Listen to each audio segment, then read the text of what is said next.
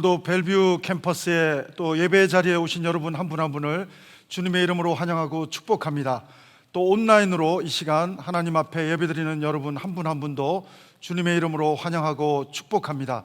우리 벨뷰 캠퍼스 소식 몇 가지 알려드립니다. 첫 번째는 우리 전체 신방입니다. 우리 오늘도 특별히 우리 순장님, 교구장님들 모여서 신방 일정도 대화하고 또 하게 될 텐데요. 여러분 가운데 온라인으로든 또 오프라인으로든 요청해 주시면 또 저희들이 함께 우리 공동체 팀과 함께 여러분 또 한 분 한 분을 전화로 또 온라인으로 또 여러분에게 직접 찾아가서 또 함께 소셜 디스텐싱을 지키면서 또 함께 신방할 수 있는 시간을 가지도록 하겠습니다. 특별히 우리 다음 주일은 추수감사주일이 되겠는데요. 우리가 드리는 감사 헌금을 이번에는 전액 우리 다음 세대 온라인 사역을 위해서 사용하게 되겠습니다. 그래서 여러분들 또 기도하는 마음으로 동참해 주시면 감사드리겠습니다. 오늘 오후 4시에 벨뷰 공동체 리더뿐 아니라 벨뷰 캠퍼스 리더 줌 미팅이 있습니다. 오후 4시에 함께 우리 또 참여해 주시고 함께 기도하는 시간 가질 수 있게 되기를 바랍니다. 오늘 또 중요한 광고 하나는 우리 벨뷰 캠퍼스 썬라이트 1학년부터 5학년 우리 학생들이 되겠는데요.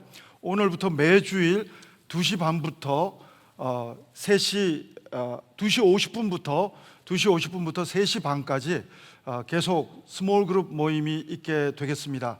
우리 여러분이 영상으로 예배를 드리고 그리고 2시 50분부터 3시 반까지 스몰 그룹에 자녀들이 참여할 수 있도록 우리 부모님들이 도와주시기를 부탁드리겠고요. 우리 벨뷰 프리스쿨 타들러 이렇게 어린아이들 또 학부모 모임도 다음 주 오후 4시에 우리 정선희 전도사님과 또 줌으로 함께 만나서 같이 기도하고 대화하는 시간을 갖도록 하겠습니다. 두 가지 특별 집회 안내가 있습니다. 자마 영적 대가성 집회와 우리 횃불 한민족 디아스포라 세계 선교 대회가 있는데요. 우리 온라인으로 다 진행이 됩니다. 여러분 홈페이지에 들어가셔서 잘 여러분들이 가이드를 따라가시면 귀한 또 온라인 집회 두 집회를 여러분 신청하시고 또 등록하시고 참여하실 수가 있겠습니다. 어려운 상황일수록 더욱더 말씀과 함께 주님과 함께 동행하는 여러분 한 분 한 분이 다 되시기를 바랍니다. 그리고 우리 대추가 다 팔렸는데 지난주에 벨뷰 캠퍼스에서 좀 더 찾는 분이 계셔서 딱 마지막 남은 20봉지만 가져왔습니다. 그래서 여러분들이 필요한 분들은 오늘까지 구매하실 수가 있겠습니다. 우리 그 밖에 형제 소식, 벨뷰 캠퍼스 소식, 주보와 홈페이지와 형제 앱, 페이스북을 참조해 주시면 감사를 드리겠습니다.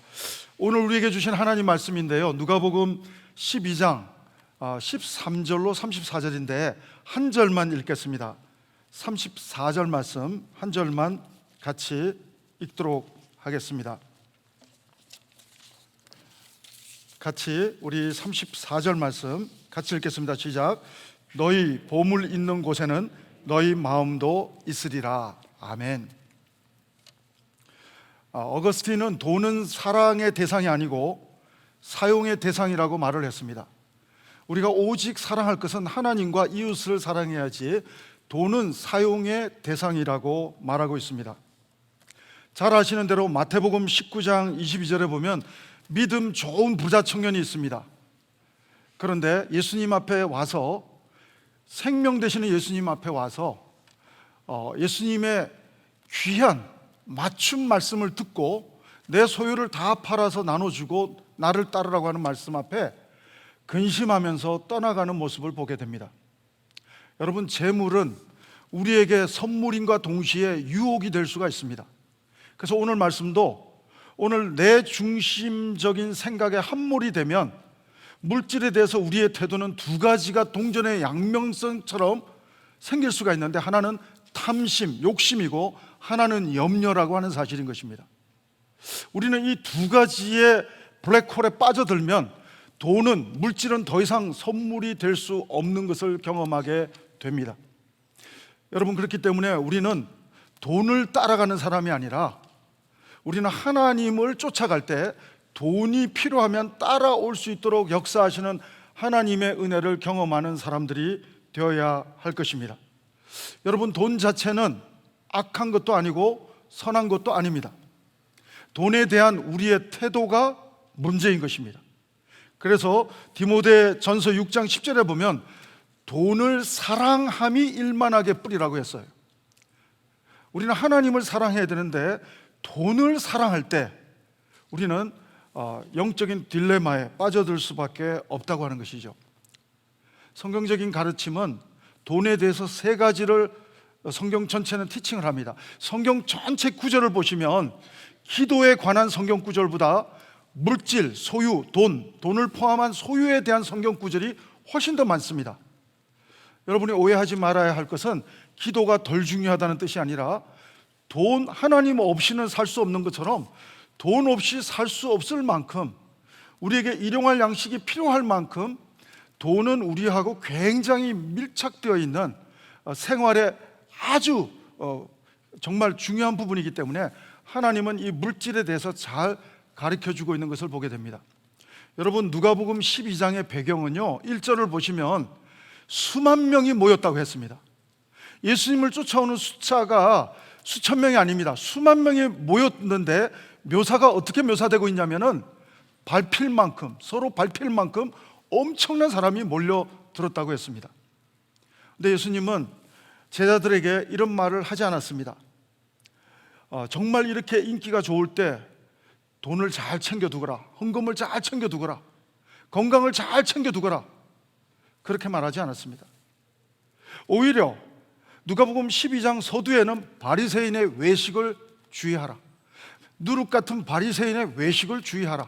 그리고 오늘 본문의 13절부터 이 어리석은 부자의 비유가 맞춰지는 이 34절까지 패키지에서는 물질에 대해서 두 가지 더 말씀을 하시는데, 탐심을 물리쳐라, 염려하지 말라, 이 두 가지 말을 오히려 하고 계신 것을 보게 됩니다. 예수님은 오히려 우리의 마음이 무너지지 않도록 제자 도를, 하나님의 사람의 삶의 방정식을 산상수훈처럼 티칭하고 계신 모습을 보게 되는 것입니다.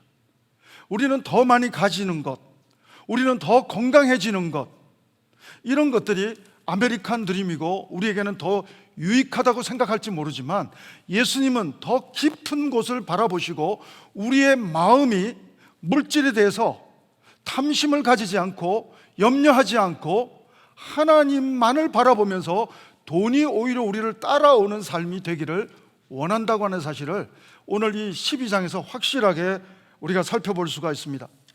돈에 대한 여러 가지 성경적인 내용을 보면 세 가지죠.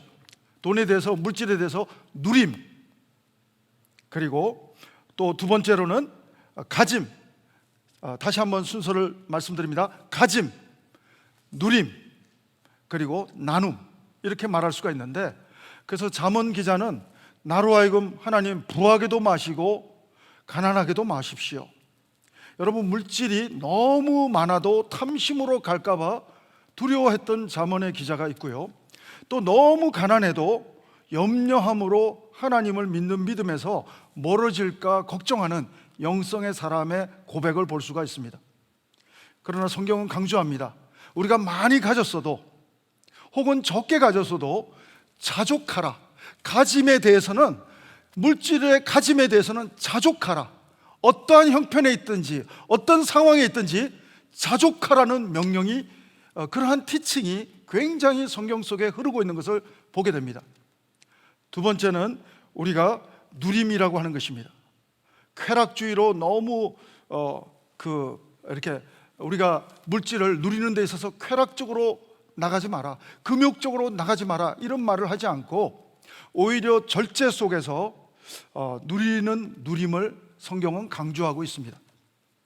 정말 우리가 낭비하듯이 누리는 것이 아니라 절제하면서 하나님의 뜻이 이 물질이 어떻게 흘러가야 되는지를 강구하면서 사용하고 누리라고 말하고 있습니다. 하나님은 우리가 정말 물질을 누리는 것에 인색하신 분이 아니십니다. 여러분, 또 세 번째는 나눔이라는 토픽이 있습니다. 여러분, 진짜 부자는 많이 쌓아두는 게 아니라 하나님의 뜻대로 흘려보내는 것이 진짜 부자입니다. 그래서 여러분, 초대교회에는 부자들이 많았습니다. 그리고 물질을 은혜 받고서는 사도들 무릎 앞에다가 다 내려놓고 공동체를 위해서 쓰자고 말하고 있는 것을 보게 됩니다. 사랑하는 여러분, 이 부자 청년은 오히려 물질을 자기 마음속에, 자기 머릿속에 주인으로 생각했기 때문에 다른 거 다 했지만 하나님보다 물질을 더 사랑했기 때문에 부자 청년은 오히려 예수님 앞에서, 생명이신 주님 앞에서 떠나갔던 모습을 보게 됩니다. 하나님은 우리가 돈의 노예가 되는 걸 원하지 않고 돈을 잘 사용할 줄 아는 축복의 통로가 되는 것을 원하시는 줄로 믿습니다. 오늘 본문의 상황은 이렇습니다. 갑자기 이렇게 예수님이 많은 인파 가운데서 말씀을 전하고 있는데 생뚱맞게 어떤 사람 하나가 뛰어나와서 질문을 합니다. 선생님, 우리 형에게 명하여, 예수님의 뜻을 묻지도 않아요. 자기 뜻만 설명합니다. 선생님, 우리 형을 명하여 유산을 나눠 가질 수 있도록 말해 주십시오. 그때 예수님은 언짢은 표정을 지으십니다. 여러분, 가늠한 여인에게도 다정했던 예수님, 친절했던 예수님, 정말 문둥병에 걸린 사람들이 나왔을 때도 친절하게 치유해 주신 예수님이 오늘 이 사람, 하나님의 뜻은 물어보지도 않고, 예수님 어떻게 하면 좋을까요? 상담을 요청하지도 않고 그냥 우리 형에게 선생님 명해서 재산을, 유산을 나누게 해주십시오, 자기 뜻만 던지는 이 사람에게 예수님은 내가 그런 재판장이더냐? 라고 오히려 언짢은 표정으로 말씀하시면서 탐심을 물리치라는 그런 말씀을 첫 번째로 주시고 있는 것을 봅니다. 우리 누가복음 12장 15절 함께 한번 읽어보시겠습니다. 같이 읽습니다. 시작. 그들에게 이르시되 삼가 모든 탐심을 물리치라. 사람의 생명이 그 소유에 넉넉한데 있지 아니하리라 하고. 여러분, 사실 이 동생도 돈에 대한 욕심과 탐심이 있었기 때문에 화가 나고 있는 겁니다. 만약에 이 동생에게도 정말 그 탐심이 없었다고 한다면 형의 탐심이 다 먹으려고 하는 형의 욕심이 거슬리지 않았을 것입니다. 오히려 공평함이라는 슬로건으로 다가서는지 모르지만 이 사람 역시도 사람인지라 그런지 몰라도 동생도 욕심과 돈에 대한 탐심이 있었기 때문에 오히려 형의 물질에 대한 욕심이 너무 잘 보이는 거예요. 끼리끼리 잘 보는 거예요. 자기의 욕심은 히든되어 있고 보이지 않고 공평함으로 포장되어 있지만 형의 욕심이, 탐심이 눈에 보이는 거죠. 문제의 본질은 이 동생의 마음에도 탐심이 있다고 하는 사실인 것입니다. 그래서 예수님은 탐심을 버려야 한다라고 지금 문제의 핵심을 말씀해 주고 계신 것입니다. 그리고 한 부자의 비유를 예수님은 들어주시고 있는 것입니다. 이 부자는 곡식이 너무 많아서 곡간을 헐고 또 새로 짓고 반복해야만 할 정도로 엄청난 거부였습니다. 그래서 이 사람은 한평생 곡간을 헐고 더 크게 짓고 이거 하다가 그냥 인생이 끝나는 거예요. 한국식으로 번역하면 아파트 평수만 평생 늘리다가 끝나는 거예요, 인생이. 미국식으로 말하면 더 좋은 집, 더 좋은 차, 이 부분만 우리가 추구하다가 인생이 끝나고 만다고 하는 것입니다. 여러분 기억하실 것입니다. 하나님은 이 사람에 대해서 어떻게 평가하고 있습니까? 어리석은 자요. 우리가 볼 때는 부러운 사람, 돈 많은 사람. 그래서 옛날에 어떤 카드사 광고는 여러분 부자 되세요, 그런 말을 여러분 기억하실 것입니다. 여러분, 크리스찬들이 부를 구하는 것은 잘못된 것은 아닙니다. 그러나 부를 쌓기만 위해서 구하는 것은 기도의 반쪽밖에 하지 못하고 있는 것입니다.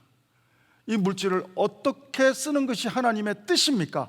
하나님의 뜻을 구하며 그 물질에 대한 책임도 있음을 통감하는 것이 올바른 크리스찬의 태도라고 성경은 말하고 있습니다. 여러분 잘 아시는 대로 톨스토이의 단편소설 사람에게는 땅이 얼마나 필요한가라고 하는 소설이 있습니다. 그 소설에 보면 소장농 바훔이라고 하는 사람이 나옵니다. 이 바홈이라고 하는 사람은 정말 소장농이었기 때문에 땅 한 번 원 없이 가져봤으면 좋겠다라는 생각으로 가득 차 있었던 사람입니다. 근데 돈 얼마 안 주면 땅을 많이 살 수 있다는 소리를 듣고 그 동네로 갔습니다. 아닌 게 아니라 얼마만 내면 아침에 해 뜰 때부터 해질 때까지 달려오는 모든 땅을 주겠다고 합니다. 이 바홈은 죽으라고 뜁니다. 마치 우리의 인생처럼, 정말 열심히 우리 가족을 책임지는 가장처럼 열심히 해 뜰 때부터 해지기 직전까지 얼마나 열심히 뛰었으면 다 달려와서는 에너지를 너무너무 쓴 나머지 죽어버리고 맙니다. 그리고 땅을 다 얻는 동시에 사실은 자기가 묻히는 공간은 자기 킥밖에 안 되는 땅밖에 못 가지고 죽는 모습을 이 소설에서 그려내면서 톨스토이는 우리 인간의 욕심에 대한 지적을 하고 있는 것을 보게 됩니다. 꼭 오늘 본문에 예수님이 비유하고 있는 어리석은 부자의 비유하고 너무 비슷해요. 우리 하나님의 그 판단을 한번 들어볼까요? 누가복음 12장 20절입니다. 하나님은 세상 사람은 부러워할지 모르지만 하나님은 이 사람에 대해서 어떻게 평가하시는가? 20절입니다. 같이 읽겠습니다. 시작. 하나님은 이르시되 어리석은 자여 오늘 밤에 내 영혼을 도로 찾으리니 그러면 내 준비한 것이 누구의 것이 되겠느냐 하셨으니. 제가 참 좋아하는 화가가 있는데 렘브란트라고 하는 화가입니다. 네덜란드의 화가고 이 사람의 별명은 빛을 너무 아름답게 묘사하는 그림을 그리는 사람이라 빛의 화가라고 표현되는 1600년도에 정말 뛰어난 화가, 네덜란드의 화가 렘브란트가 오늘 이 비유를 그대로 그림으로 그린 게 있어요. 그 그림을 보면 빛을 통해서 금화를 확인하고 장부를 확인하고 그리고 마치 정말 그 주인공이 노인으로 묘사가 되고 있는데 우리 인생이 하나님이 주신 빛으로, 하나님이 주신 은혜로 돈과 황금과 물질 장부만 살피면서 인생 다 보내는 사람처럼 묘사되고 있는 이 어리석은 부자의 비유를 그림으로 그려내면서 노인을 그림의 주인공으로 앉혀놨습니다. 그 상징이 있다고 생각이 됩니다. 그림을 보면 마치 정말 우리 인생이 다 물질을 추구하기 위해서 달려가다가 인생이 다 간다라고 하는 그런 의도가 숨어 있는 거 아닌가 생각이 됩니다. 그리고 이 그림을 잘 보면 마치 이 그림은 도박장에서 좋은 패를 딱 쳐다보고 있는 도박꾼의 모습하고도 흡사해 보입니다. 여러분, 탐심과 도박의 공통점이 있습니다. 여러분, 강력한 쾌감이 있다는 것이죠. 도박도 강력한 쾌감이 있지만 물질에 대한 탐심도 모으면 모을수록 강력한 쾌감이 있다고 합니다. 그러나 결국은 인생이 탕진된다고 하는 것이 공통점입니다. 여러분, 도박장에 가면 없는 게 3개 있다고 합니다. 첫 번째는 시계가 없다고 그럽니다. 두 번째는 거울이 없다고 그럽니다. 세 번째는 창문이 없다고 그럽니다. 여러분, 이 어리석은 부자에게는 시계가 없었습니다. 이 사람은 자기 인생은 영원할 줄 착각하고 있었던 것입니다. 마치 야고보서 4장에도 보면 비즈니스맨이 몇 년 동안 우리가 비즈니스를 하면 돈 잘 벌겠다고 하지만 야고보서의 4장 13절 14절에 보면 하나님의 말씀이 뭡니까? 너희 생명이 무엇이냐? 잠시 보이다가 사라지는 안개니라. 부자는 오늘이 마지막 날인 것도 모르고 쌓는 것으로만 열심히, 소유하는 것으로만 열심히 살아왔다고 하는 것이죠. 한번 따라해 보시겠습니다. 노후 준비보다 사후 준비가 더 중요하다. 하나님의 시간은 우리가 노후 준비, 우리 자녀들이 어떻게 우리가 죽고 난 다음에 살 것인가, 내 노후는 어떻게 될 것인가, 이것보다 더 중요한 것은 사후 준비라고 하는 것입니다. 부자와 나사로 비유를 보십시오. 부자는 노후 준비 잘 됐습니다. 돈 많았습니다. 그러나 사후 준비가 전혀 안 됐습니다. 사랑하는 여러분, 진정한 지혜자는 노후 준비도 잘하는 사람이지만 사후 준비를 할 수 있는 생명이신 예수님을 붙잡는 사람이 정말 지혜자인 줄로 믿습니다. 사랑하는 여러분, 시간은 하나님의 주권에 있다고 하는 것입니다. 우리는 유한한 존재라고 하는 것입니다. 우리는 아무리 살아봐야 100년, 200년 못 사는 것입니다. 우리가 영원히 살 수 있는 것을 하나님은 마련하셨습니다. 영생을 마련하셨습니다.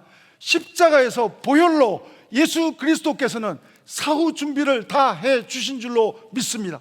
사랑하는 여러분, 우리는 영원한 생명의 축복을 누린 하나님의 아들과 딸인 줄로 믿습니다. 그러므로 우리는 노후 준비를 하더라도 하나님의 아들답게 할 수 있게 되기를 바랍니다. 하나님의 딸답게 할 수 있게 되기를 바랍니다. 시간이 나의 것이 아니라 하나님의 것이라는 사실을 우리는 고백하면서 노후 준비할 수 있어야 할 것입니다. 여러분, 내 물질도 사실은 하나님의 것이죠. 이 어리석은 부자에게는 거울이 없었습니다. 거울은 내가 누구인지를 보여줍니다. 여러분, 나는 누구입니까? 나는 성경을 이렇게 말합니다. 나는 하나님의 청직이라고, 물질에 관한 한 청직이라고 말합니다. 아니, 물질뿐 아닙니다. 우리 가족 가운데서 우리 자식이 내 자식이라고 생각하지만 내 자식이 아니라 우리 자식도 하나님의 것인 줄로 믿습니다. 여러분, 진정한 신앙인은 거울 같은 말씀을 들여다보면 내가 청지기인 것을 깨닫게 되는 줄로 믿습니다. 물질의 주인이 내가 아니기 때문에 탐심 가질 필요가 없습니다. 물질의 주인이 내가 아니기 때문에 염려할 필요가 없습니다. 물질의 주인도 하나님이시요, 우리 자녀의 주인도 하나님이시요, 모든 것의 주인은 하나님인 것을 볼 수 있는 말씀의 거울만 가질 수만 있다면 우리는 내가 청직이라는 사실을 자각하게 될 줄로 믿습니다. 사랑하는 여러분, 오늘 이 사람의 고백을 보면 전부 다 자기중심적이에요. 누가복음 오늘 본문 12장 17절부터 19절을 보면 이렇게 표현됩니다. 부자가 이렇게 말합니다. 내가 이렇게 하리라. 내 곡간을 헐고 내 모든 곡식과 내가 내 영혼에게 이르되 평안히 쉬고 먹고 마시며 즐거워하자. 네.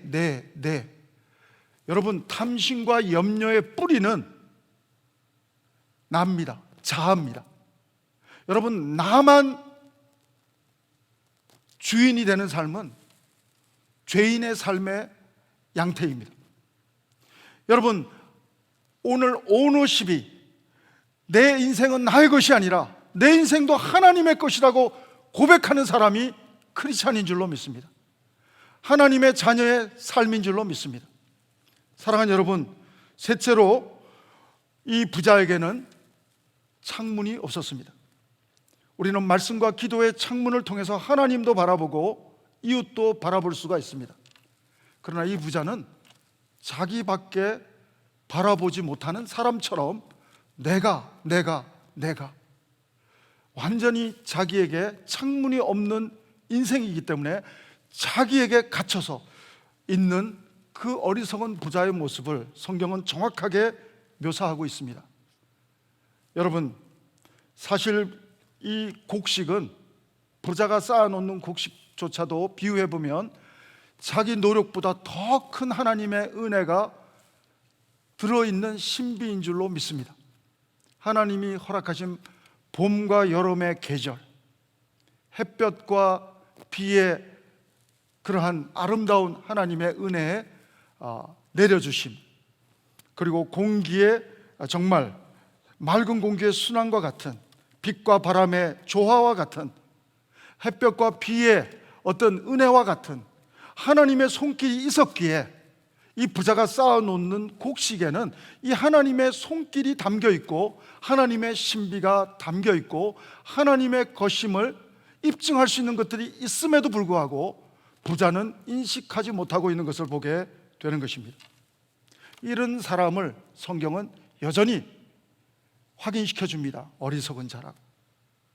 여러분, 시편 14편 1편을 보시겠습니다. 시편 14편 1편 같이 1절을 읽습니다. 우리 같이 읽습니다. 시작. 어리석은 자는 그의 마음에 이르기를 하나님이 없다 하는도다. 그들은 부패하고 그 행실이 가증하니 선을 행하는 자가 없도다. 오늘 읽었던 말씀 한 번 더 읽어봅니다. 누가복음 12장 34절입니다. 같이 읽습니다. 시작. 너희 보물 있는 곳에는 너희 마음도 있으리라. 여러분, 우리 마음을 지켜야 합니다.